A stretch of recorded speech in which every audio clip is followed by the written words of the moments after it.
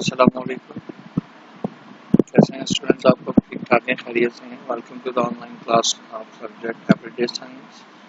और today I bring you the lecture number 6 which is a bit of theoretical as well as interesting one. ठीक है, last lecture में हमने latitude और longitude की बात की थी और उसके आगे हमने मुख्तलिफ दूसरे चीज़ों के मुताबिक सीखते जा रहे थे और उससे पहले मुस्लिम साइंटिस्ट की सीरीज चल रही थी हमारे पास। तो आज भी हम जिस साइंटिस्ट को लेकर आए हैं और डिस्कस करेंगे उसके साइंटिफिक कंट्रीब्यूशन, उनका नाम है अल-बैरूनी। ठीक है, अबू रेहान अल-बैरूनी उनका पूरा नाम है। और आपको हैरानी होगी कि काफ़ी अरसे तक गजनी, ये तो अफगानिस्तान का इलाका है, यहाँ पर भी रहे हैं ये। और इन्होंने काफ़ी सारी रिसर्च की। इन्होंने इंडिया की जो ज़बान थी संस्कृत, उसको सीख कर इंडिया के मुतालिक भी इन्होंने काफ़ी किताबें लिखी हैं, इसलिए इनको फादर ऑफ इंडियोलॉजी भी कहा जाता है। और इसी तरीके से इनके बहुत सारे कॉन्ट्रीब्यूशन हैं। ठीक है बेटा, तो इसको हम गो थ्रू करेंगे। अब ये मुस्लिम साइंटिस्ट, मैं बार बार बता रहा हूँ, मुस्लिम साइंटिस्ट पढ़ाने का मकसद क्या होता है कि एक तो मुसलमानों को आपको पता चले जो इन्वेंशन आपको बिल्कुल नई लगती हैं और लगता है आपको कि आज हुई हैं, ये इन्वेंशन सालों पहले मुसलमानों ने की थी और उनको आज रेक्टिफाई किया जाता है। तो आज इसी तरह के एक डॉक्यूमेंट भी देखेंगे। पहले हम अल-बैरूनी साहब के कारनामे और चीज़ों को देखने की कोशिश करते हैं कि क्या है क्या नहीं है। Let's start our today's lecture. ये हमारे पास अल-बैरूनी साहब का जो है क्या कहते हैं वैल्यूज़ हैं इनका। अबू रेहान अल-बैरूनी 973 से लेके 1048 तक इनका टाइम स्पेंड था। शक्ल तकरीबन इसी तरह से आपको नजर आएगी। This is the sketch value. इनका मेजर कंट्रीब्यूशन क्या था? Explain the problem of advance trigonometry. कि आपने तो ये पॉइंट्स लिखने जो 5-6 पॉइंट्स दिए, लेकिन मैं समझा इसलिए रहा हूँ कि आपको पता हो। तो आप सबसे पहला सवाल तो आपके जहनों में ये आना चाहिए, sir what is trigonometry? Trigonometry is a branch of mathematics, particularly the practical geometry की एक ब्रांच है हमारे पास। ट्राई मीन्स होता है 3, GONO, गोनो मीन्स साइड, मेट्री इज स्टडी और मेजरमेंट को हम कहते हैं मेट्री, मेजरमेंट या स्टडी को कहते हैं। तो ट्राइगोनोमेट्री 3 साइड स्टडी। अब कौन सी चीज़ ऐसी है जो 3 साइड होती है? ऑफ कोर्स यस, बिल्कुल ठीक है, ट्राइंगल्स। तो अब आप अंदाज़ा लगाइए, ट्राइंगल आज के दौर में हमारे लिए इम्पोर्टेंट इन्वेंशन है और हम याद करते हैं इससे मैथमेटिक्स के कई सारे प्रॉब्लम्स हम सॉल्व करते हैं। तो लेकिन ये इन्होंने उस ज़माने में जो है एडवांस प्रॉब्लम्स ट्रिग्नोमेट्रिक के जो है वो सॉल्व किए थे। ठीक है, also he give the theory that the light travel faster than the sound. Light जो है, रोशनी जो है वो आवाज़ से ज़्यादा तेज़ी से सफ़र करती है। इस पर मैं आपको एक साइंटिफिक रीज़न भी देखें। हर साइंटिस्ट जो मैं डिस्कस कर रहा हूँ उसके साथ बहुत सारे अलग अलग टॉपिक्स भी डिस्कस कर रहा हूँ, वो आपको पता होने चाहिए। तो यहाँ पे मैं एक सवाल आपसे कर रहा हूँ और वो आपका होमवर्क भी होगा जो आपने अपने अल्फाज में लिखना होगा। ये मैं जवाब नहीं दूंगा, हर लेक्चर में मैं जवाब देता हूँ, बट सेकेंडरी क्लास में कुछ खुद से भी ट्राई करना है आपने। कि जो बादल की जो चमक है आपके पास और गरज है ना, बारिश होती है, गरज चमक नजर आती है, तो गरज पहले सुनाई देती है, चमक पहले दिखाई देती है? फ्लैशिंग आपको पहले दिखती है कि थंडरिंग पहले दिखती है? फ्लैशिंग रोशनी की जो चमक है वो पहले दिखती है या जो है गरज आपको, यानी आवाज जो उसकी है, थंडरिंग जो है वो आपको पहले सुनाई देती है? तो what will be the right answer? The right answer is कि जी we saw flashing before, much before than the thundering. ठीक है, फ्लैशनिंग को यानी कि रोशनी की जो चमक है वो हम क्या कहते हैं, आवाज सुनने से कई पहले हम देख लेंगे। उसकी रीजन बड़ी सिंपल है, जो बैरूनी ने बताया है ना, वो यही इसकी रीजन है कि light travel faster than the sound. अब आपसे सवाल ये आता है कि लाइट किस स्पीड से ट्रेवल करती है? तो अगर आपके पास पेन कॉपी है, 3 × 10⁸ मीटर पर सेकंड में आगे लिख भी दूंगा, जब सवालात के ऊपर हम जाएंगे तो वहां पर जो है क्या कहते हैं लिख भी दूंगा। लेकिन आप ध्यान में रखें, लाइट कितनी, यानी 3 के आगे 8 जीरो लगा दें, मीटर पर सेकंड, इस वेलोसिटी से जो है क्या कहते हैं लाइट ट्रेवल करती है। जबकि साउंड जो मैं आपको बोल रहा हूँ और आपके कान सुन रहे हैं, इसकी स्पीड तकरीबन 334 और 330 मीटर पर सेकंड के बराबर, यानी 320 या 340 के दरमियान दी जाती है स्टैंडर्ड। और क्या कहते हैं ये आपको सुनाई दे रही होगी। तब आप मुझे बताइए, 3 के आगे 8 जीरो लगा दें, वो स्पीड तेज होगी या 320 या 320 या 340? सिर्फ 3 डिजिट वर्ड लिख रहे हैं या 9 डिजिट वर्ड लिख रहे हैं, कौन सा फास्ट होगा? ऑफकोर्स 9 डिजिट वर्ड जो है वो फास्ट होगा। तो ये उसने उस जमाने में जो है क्या कहते हैं कैलकुलेट करके बताई थी अल-बैरूनी ने। और आज हमें ये वजह भी पता है और एक आपको साइंटिफिक रीजन भी पता चल गई कि why flashing seen before the thundering observe. ठीक है, थंडरिंग जब ऑब्जर्व होती है उससे पहले पहले फ्लैशिंग लाइट की दिखती है, रोशनी दिखती है, बिकॉज रोशनी की जो रफ्तार है वो बहुत ज्यादा है आवाज की रफ्तार से, लिहाजा वो पहले दिख जाती है। ठीक हो गया, दूसरा पॉइंट बहुत अच्छे से क्लियर हो गया। तीसरा point, he also describe and explain fully the concept of longitude and latitude. Longitude latitude पे हम पिछले लेक्चर में बहुत डिटेल में बात कर चुके हैं। अगर अभी भी कोई कंफ्यूजन है तो आप पिछला लेक्चर दोबारा देखें लेक्चर नंबर 5, ताकि आप उस चीज को समझ सकें। ठीक है बेटा, तो ये आप देखें उस जमाने में लॉन्गिट्यूड और लैटिट्यूड के बारे में अल्बेरूनी ने कॉन्सेप्ट दिया, और इसी की मदद से इसने जमीन का रेडियस भी निकाला था। आपको पता है क्या चीज निकाली थी? जमीन का रेडियस भी निकाला था। और इसने बताया कि जमीन स्टेशनरी नहीं है, बल्कि दिन और रात का बदला भी लॉन्गिट्यूड और लैटिट्यूड की वजह से होता है। तो लिहाजा जमीन अपने गिर्द जो है वो मुसलसल मूव कर रही है। आप देखिए कितनी बड़ी साइंटिफिक डिस्कवरी। आज बैठकर आज से तकरीबन जो है आप 1000 साल पुरानी बात सोचिए, जबकि जब तो इंतकाल हो गया था। अगर आप 1000 और 1100 साल पुरानी बात सोचे तो उस वक्त साइंस ने क्या तरक्की की थी, क्या एपरेटस होते होंगे। और उन सारे एपरेटस के होते हुए भी अगर आप देखें तो जो हमने पिछले लेक्चर में लॉन्गिट्यूड लैटिट्यूड कवर किया था, उसको भी ना सिर्फ उसने डिफाइन किया, बल्कि उसकी मदद से उसने बताया कि दुनिया ना सिर्फ स्टेशनरी नहीं है, बल्कि अपने गिर्द घूमती भी है। ठीक है, ही लर्न द संस्कृत लैंग्वेज। शुरू में मैंने लेक्चर के बताया इंडियन नॉलेज को इन्वेस्टिगेट करने के लिए। इंडिया भी उस जमाने में बहुत ज्यादा आगे था, उसके शास्त्र और जो वर्ड्स थे वो बहुत ज्यादा थे। तो इन्होंने 7 के करीब लैंग्वेजेस इनको आती थी, जिसमें इन्होंने फिर बाद में संस्कृत भी सीखी, और इनको फादर ऑफ इंडियोलॉजी भी कहा जाता है।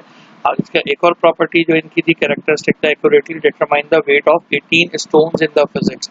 ये 18 पत्थरों का वजन मालूम किया। अब ये क्या चीज है पत्थर? ये वो सफाया होता है, जो क्या कहते हैं आप उर्दू के अंदर, याकूत, और क्या कहते हैं और भी जो उर्दू में आप जिन पत्थरों के, सफाया, ज़रकून वगैरह वगैरह, इनके वेट्स इन्होंने निकाले, और ये भी बताया कि ये किधर पाए जाते हैं, किन किन जगहों पे इनकी पॉसिबिलिटी ज़्यादा है।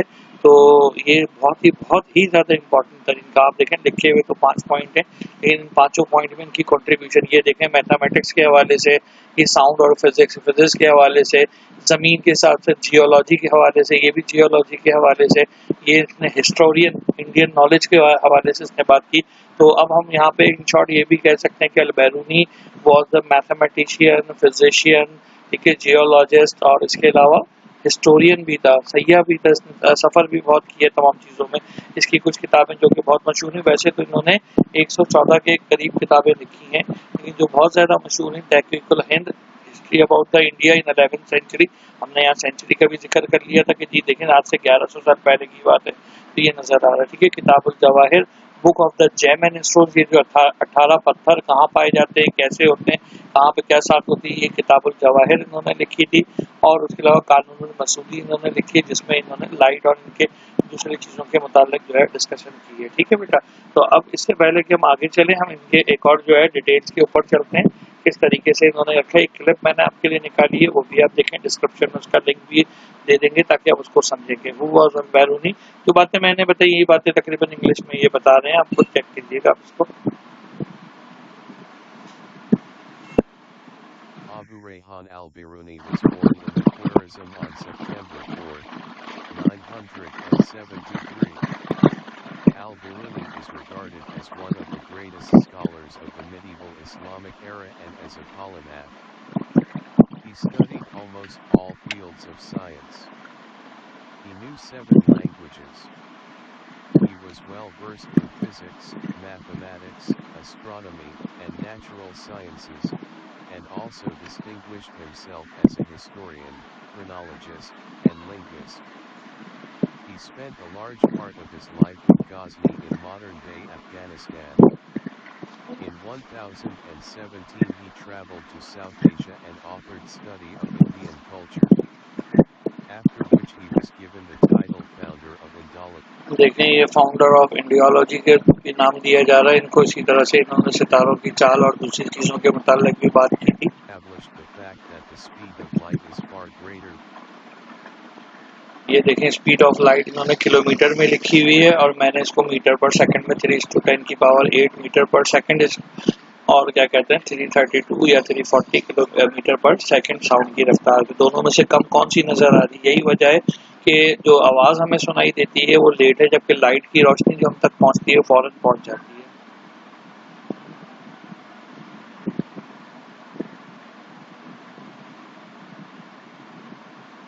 Rayhan al-Biruni was born in the Quir. Talk about his scientific contributions. He was the first scientist who established the fact that the speed of light is far greater than the speed of sound.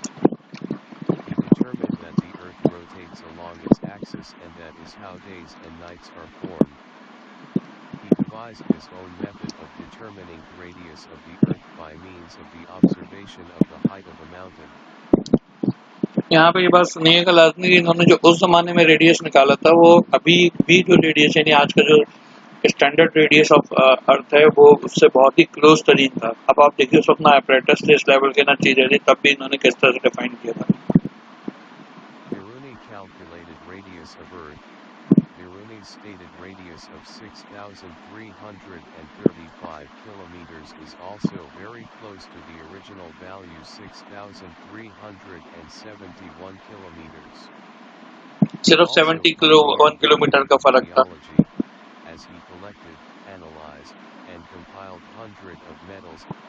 अब ये देखें, ये वही जो GeM और stone से जिसकी book हमने पढ़ी थी किताबुल जवाहिर, वो किताबुल जवाहिर में डायमंड, सफायर, रूबी, टोपाज, एक्वामेरिन, जरपून वगैरह वगैरह ये पत्थर 18 पत्थर, एमरल्ड, बड़े कीमती पत्थर हैं ये और इनकी करोड़ों में कीमत होती है। इन पत्थरों को जो है उसने दरियाफ्त भी किया और उनके बारे में वेयर अबाउट भी बताया कि कहाँ पाए जाते हैं।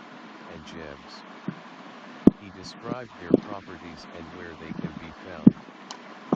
His other works include combining statics and dynamics in study of mechanics. This is an illustration from Biruni's Persian book. It shows उस जमाने में फारसी में किताबें लिखी जाती थी, तो ये पर्शियन बुक में उसने पूरा आफ्ताब सूरज को कहते हैं ये मुख्तलिफ जगहों पे कि चांद किस तरह से घूम रहा है, किस तरह से इक्लिप्स के बारे में भी इसने डिटेल बताई। Biruni wrote 146 books in total, including 35 books on astronomy and 15 on mathematics. ठीक है बेटा, तो ये आपके आज का लेक्चर था। इसमें आपने देखा बैरूनी का ना सिर्फ कंट्रीब्यूशन बल्कि उन कंट्रीब्यूशन के बारे में जैसे लैटिट्यूड लॉन्गिट्यूड पिछली बार हमने डिटेल में पढ़ लिया, इसी तरह से स्पीड ऑफ लाइट और चीज़ों के मुतालिक पढ़ लिया। तो अब आप बारी है आपके होमवर्क की, ठीक है। तो अब वो आपका होमवर्क देखते हैं कि किस तरह से आपका होमवर्क चल रहा है और क्या चीज़ जो है आपके होमवर्क के अंदर इम्पॉर्टेंट है। तो आप लोग अपनी कॉपी पेंसिल भी निकाल लीजिए और उसके हवाले से हम फिर इसको आगे लेके चलते हैं, ठीक है बेटा। देखते हैं इसको, होमवर्क को लिखते हैं। कहाँ गया भाई आपके होमवर्क की फाइल, ये रही। ये लास्ट टाइम का होमवर्क था, लेक्चर नंबर ये हमारे पास 6 है, लेक्चर नंबर 6 है ना, 6 लेक्चर है। क्वेश्चन नंबर 1 आपने करना है, वो तो एज यूजुअल आपको पता भी चल गया होगा। राइट द की कंट्रीब्यूशन ऑफ अल-बैरूनी, ठीक है। एक तो ये सवाल हो गया। क्वेश्चन नंबर 2 जो मैं आपको दे रहा था, मैं चाह रहा था कि why flashing occurs before thundering, ये मैंने जवाब दिया था, आपने अपने अल्फाज में लिखना है इसको। और आखिरी क्वेश्चन आज के लेक्चर का हमारे पास है कि describe any two books and their contribution in the field of science, ठीक है बेटा। अब ये कौन सी 2 किताबें हमने अल-बैरूनी की पढ़ी, अगर मैं आपको जवाब वैसे ही बताना चाहूँ तो देखिए हमने यहाँ पे ये इतनी सारी अल-बैरूनी की हमारे पास कौन कौन सी किताबें थी, ये रही Tahqiqul Hind, it is about the Indian, ये आप लिख दीजिएगा और किताबुल जवाहिर लिख दें, या और कोई नेट से सर्च करें जो मैंने लिंक दिया है उससे देखें, तो उससे आपको गो थ्रू कर सकते हैं, ठीक है बेटा। तो ये आपने गो थ्रू करना पड़ेगा, इसको जो है आपने सही से देखना होगा। तो ये 3 सवाल आते हैं आपकी स्क्रीन पे दोबारा आ रहे हैं, इन सवालों को आपने जो है आंसर करना है। आज का लेक्चर इंशाल्लाह यहीं पे ख़त्म होता है। अपना ख्याल रखें, अगले लेक्चर में फिर मुलाकात होगी कोई नई साइंटिफिक चीज़ और एवरीडे साइंस के हिसाब से भी थोड़े थोड़े से क्वेश्चन हम रेडी करते चले जाएंगे। टेक केयर ऑफ योरसेल्फ, अल्लाह हाफिज़।